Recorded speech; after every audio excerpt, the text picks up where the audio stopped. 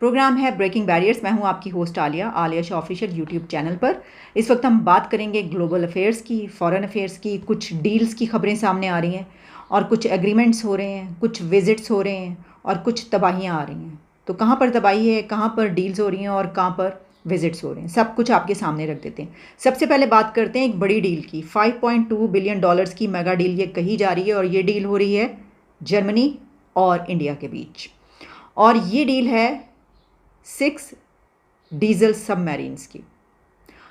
Germany आमतौर पर अपनी टेक्नोलॉजी किसी दूसरे को प्रोवाइड नहीं करता है। ये बिल्कुल इसी तरीके से जो हमने आपको कुछ दिन पहले बताया था कि अमेरिका भी अपनी टेक्नोलॉजी किसी को प्रोवाइड नहीं करता। लेकिन अब खबर ये आ रही है कि जब इंडिया के पीएम वहाँ पर जाएंगे स्टेट विजिट के लिए, जो यूएस में वाइट हाउस में डिनर है उसके लिए, तो उस वक्त एक बड़ी डील का ऐलान किया जाएगा जो कि जीई जनरल इलेक्ट्रिक जो वहाँ की कंपनी है वो वहाँ पर इंडिया में ही तैयारों के इंजन बनाने की जो टेक्नोलॉजी है वो वहीं पर जाकर बनाएंगे और प्रोवाइड करेंगे, उनको देंगे ये टेक्नोलॉजी। अब जर्मनी की तरफ से इस डील की बात हो रही है और ये डील ऑलमोस्ट फाइनल हो चुकी है। काफ़ी अरसे से इसके मुतालिक बातचीत चल रही थी। ऐसा ही एक प्रोजेक्ट सालों पहले हो चुका है, लेकिन अब इसको भी फाइनल कर लिया गया है। और डील ये है कि जर्मनी और इंडिया जो हैं वो मिलकर बनाएंगे टू बिल्ड डीजल सबमरीन्स 6। और इसमें जो इंडिया की कंपनी है वो है मैज़गॉन डॉक शिप बिल्डर्स लिमिटेड और जर्मनी की तरफ से है थीसन ग्रुप। ये दो कंपनीज सामने आई हैं, एक दूसरे के साथ मिलकर ये वाली डील मुकम्मल करेंगी। एस्टिमेटेड $5.2 बिलियन प्रोजेक्ट है to build 6 diesel submarines for Indian navy. यानी ये जो प्रोजेक्ट है ये इंडिया में ही होगा, वहीं पर टेक्नोलॉजी भी उनको दी जाएगी और वहीं पर ये बनाई जाएंगी और उन्हीं के लिए बनाई जाएंगी। तो ये एक बहुत ज़्यादा, ये तो कोलैबोरेशन है अगर देखा जाए। अब जर्मनी के भी ताल्लुकात इसका मतलब है बेइंतहाई अच्छे हो गए उनसे। लेकिन कुछ दिन पहले तक मुझे याद है, कुछ साल पहले की बात है, हम कुछ इस तरह की बातें कर रहे थे कि जर्मनी की तरफ से कुछ ऐसी स्टेटमेंट्स आई थी जो कि कुछ इतनी अच्छी नहीं थी हमारे हमसाया मुल्क के लिए।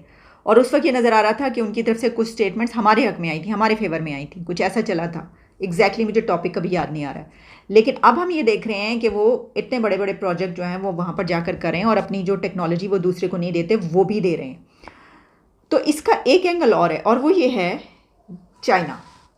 इस वक्त दुनिया में बहुत कुछ जो चल रहा है वो चाइना की वजह से चल रहा है और जर्मनी भी थ्रेट समझता है चाइना को अपने लिए। तो ये जो एक हो रहा है, बिल्ड की जा रही हैं सबमरीन्स, इसमें वो भी ये समझता है कि जो ऐसे कंट्रीज़ हैं जो कि चाइना के ख़िलाफ़ हैं या उनकी कॉन्फ्लिक्ट है, तो उनके साथ मिलकर, उसका भी क्योंकि यही नज़रिया, वो भी यही समझता है, तो सिक्योर किया जाए। क्या रीजन को सिक्योर किया जाए, कंट्रीज़ को, या ये अलाइंसेस हैं। आप इसको कह सकते हैं कि जो मैंने आपको पहले कई एक प्रोग्राम्स में बातें की हैं, आपको इस वक्त पूरी दुनिया में अलाइंसेस नज़र आएंगे, नए ग्रुपिंग्स, और साथ में हम देखेंगे एग्रीमेंट्स जिनसे पहले कभी नहीं होते थे, उनके साथ भी हो रहे हैं, नई चीज़ें नज़र आ रही हैं।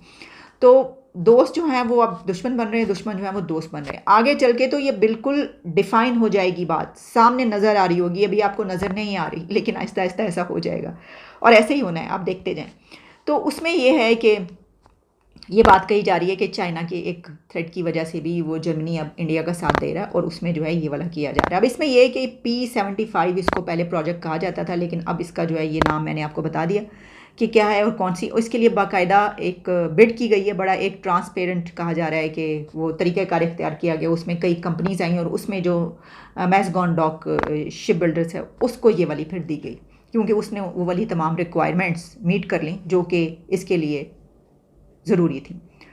तो अब देखें, जहां हम इस डील की बात कर रहे हैं ना, तो इसी के साथ हम ये भी देख रहे हैं कि चाइना और यूएस का जो कॉन्फ्लिक्ट है वो बढ़ता चला जा रहा है। इसमें अगर आप देखें तो US China military face of भी हुआ है इंडो पैसिफिक में, और ये ब्लिंकन के विजिट से पहले हुआ है। और दिलचस्प बात यह है कि जो एंटनी ब्लिंकन है वो इस वक्त सऊदी अरेबिया के विजिट पर हैं। उनकी एमबीएस के साथ मीटिंग हुई है और एमबीएस के साथ उनकी मीटिंग हुई है डेढ़ घंटे से ज़्यादा मिनट्स की उनकी मीटिंग हुई है, 1.5-2 घंटे की मीटिंग थी ये। उसके अंदर जो इश्यूज डिस्कस हुए हैं उसमें जहाँ सूडान का मामला है, वहाँ से अमेरिकन को निकालने का मामला है, और कई गल्फ़ में जो है कुछ इस तरह की चीज़ें चल रही हैं उसका है। वहीं पर इज़राइल को तस्लीम करने के लिए भी बात की गई। तो जब मैं उसके टॉपिक्स देख रही थी तो मैंने कहा कि बाकी टॉपिक्स तो शायद उनके ऊपर 10 या 15 मिनट या 20 मिनट, लेकिन सारे का सारा टाइम जो है वो इस बात पर ही डिस्कशन हुई होगी और एंथनी ब्लिंकन ने ये मनाने की कोशिश की होगी MBS को कि इज़राइल को वो तस्लीम कर लें। और 1 घंटा 40 मिनट जो मैंने आपको बताया था ये हुई है। अच्छा, अब इसमें गल्फ़ में जो कुछ मामला चल रहे हैं उसमें एक इजलास हो रहा है गल्फ़ जो है उसकी काउंसिल का। उसमें भी कई कंट्रीज़ जो हैं वो जैसे कुवैत, अमान, कतर, सऊदी अरेबिया और UAE, बहरीन, ये GCC जो इस पे मुश्तमिल कंट्रीज़ हैं वो इसमें शामिल हैं इस इजलास में। और ये इस्लामिक स्टेट मुखालिफ इजलास है, उसके खिलाफ ये इजलास हो रहा है। एंटनी ब्लिंकन भी उसमें शिरकत करेंगे। तो एक तो ये हो गई कि वो जो ये मामला इस्लामिक स्टेट का, इसके हवाले से भी वो उसके अंदर वहाँ पर गए हैं। लेकिन इसमें इज़राइल की जो बात मैंने आपको बताई है वो भी बहुत अहम है और इज़राइल की बात की जा रही है। अब इसमें 3 रोज़ा दौरा है उनका ये, और सूडान और यमन में जो इस वक्त कॉन्फ्लिक्ट चल रहा है उसकी भी सुलझाने की जो है वो कोशिश की जाएगी।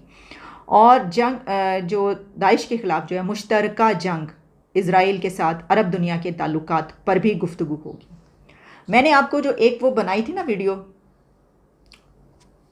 अगर जिसको वो टॉपिक पसंद है, मैंने कहा कि वो अगर देखना चाहे, मैंने आपके लिए एक वीडियो बनाई थी जिसमें हमने बात की थी कि आइंदा आने वाले सालों में क्या होने जा रहा है, ख़ास तौर पर एक बड़ी जंग के हवाले से।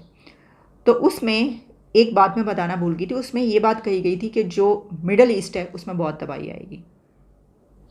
ये जो हम बड़ी जंग की बात करें ना, तो उसके नतीजे के तौर पर उसमें बहुत बड़ी तबाही आएगी। ये बहरहाल मुझे, क्योंकि हम बात करें ना ये सारे कंट्रीज़ के नाम और गल्फ़ के, तो मुझे एकदम से याद आ गया कि वो मैंने इसलिए आपको वो बता दिया। और जनाब, ये दहशतगर्दी के ख़िलाफ़ एक तरीके से जो है ये एक बात की गई है इसके अंदर, लेकिन वही इज़राइल वाली बात जो है वो बड़ी अहम है। अब बात कर लेते हैं उस खबर की जिस पे मुझे बहुत ही अफसोस हुआ है और दुख हुआ है। यानी इंसान होते हुए हमें ये नहीं पता कि अगर आप जंग भी करें तो कहाँ पे आपने बमबारी करनी है और कहाँ पर नहीं करनी। डैम एक टूटा है जनाब, ये जो यूक्रेन में, ये मास्को कह रहा है कि उन्होंने की है, वो कह रहे हैं कि मास्को ने हम पे बमबारी की है, जो भी है। उसमें डैम पर हमले के बाद कई देहात, विलेजेस जो हैं वो पानी के अंडर वाटर चले गए हैं और इतनी तबाही आई है, 10 फुट तक पानी खड़ा हो गया है, और जिसमें 22,000 पीपल ऐसे हैं जिनको वहाँ से शिफ्ट किया जा रहा है और दूसरे शहरों में उनको जाना पड़ रहा है। और इस पर जो है ये माहौलियाती तबाही करार दी गई है।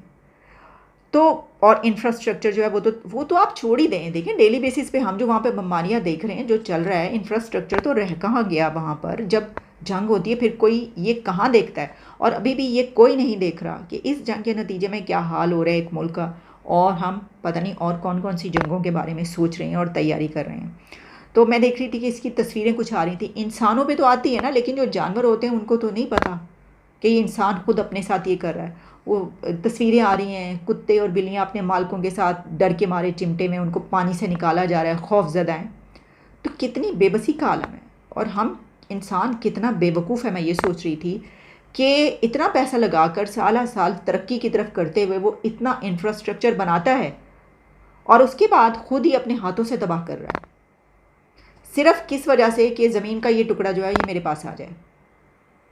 और यानी अब चलें, ये तो एक बड़ी बहस है, ये तो एक आइडियोलॉजिकल बहस हो जाएगी, इसके ऊपर हम कभी टाइम सर्व करेंगे कि क्यों आखिर इंसान ऐसा क्यों करता है, इसका जवाब तो नहीं मिलेगा। लेकिन मैं अब आपको आखिरी एक बात बता दूं सर, ये जो हमारा पाकिस्तान की खबर ये है कि रशिया का ऑयल जो है ना वो पता नहीं कहाँ रह गया है, कहीं गुम हो गया, पतली गली से कहीं निकल गया है। वो आ रहा था रास्ते में शिप के ज़रिए, वो लगता है कोई निकल के बह गया है कहीं पर। इसकी वजह यह कि 27 मई को पहुँचना था हमारे पास रशिया ऑयल, जो हमने खाम तेल मंगवाया है। तो 27 मई से अब मिड जून आ गया। तो चलें कोई बात नहीं, देखें इतने दिन की तो देर हो जाती, क्योंकि ये फ़र्स्ट टाइम हम ये ट्राई कर रहे हैं, रशिया से तेल मंगवा रहे हैं।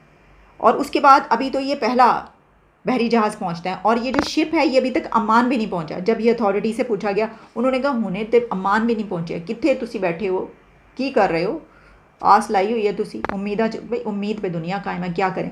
तो वो तो अम्मान तक नहीं पहुंचा। वो जब अम्मान पहुंचेगा तो उसके बाद फिर पाकिस्तान की तरफ तेल जो है आप सोच सकते हैं कि आ सकता है। और उसके बाद फिर जो छोटे छोटे जहाज़ हैं उसमें जो बाकी का है वो आ रहा है। तो वो तो पता नहीं कब, यानी वो देख लें IMF का जो हालात हैं, वहीं कहीं तेल के हालात ना हो। मुसद्दिक मलिक साहब ने इतनी उम्मीद दिला दी, मैं बड़ी खुश हो रही थी, मैं देख रही थी, वो बड़े जज्बे से उसे कह रहे थे ये तो बस पहुँचने वाला है, ये तेल खाम तेल हमने मंगवा लिया, अब तो ऐशी ऐश, अब देखें हम तरक्की कैसे करते हैं।